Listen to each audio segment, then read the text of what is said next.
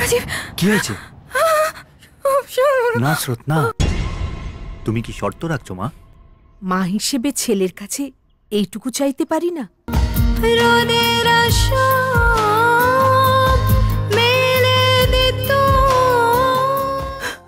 আমার কি হবে দাদু ভাই? দেখ দিদি ভাই, জীবনটা একটা সরল রেখা নয়। বাহ, আর আমার সত্তা, আমার নিজস্বতা, আমার আইডেন্টিটি, সেটা আর সেই কালো চিলটা আর ঠুকাতে পারবে না।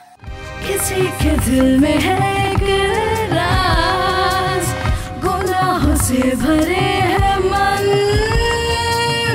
संभल के जाओ तुम सनम।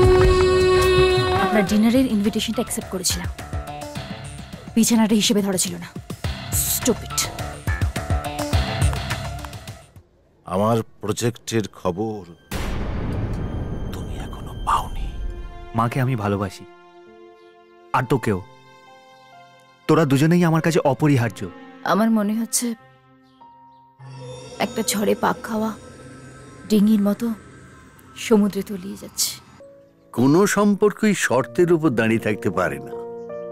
শর্তটা একটা বোঝাপড়া, এইটা চাইলে ওটা পাবে না। তখন তো আর সম্পর্ক থাকে না, একটা হিসেবের খাতা হয়ে দাঁড়ায়। তুই আমি ভিজে ভালোবাসা,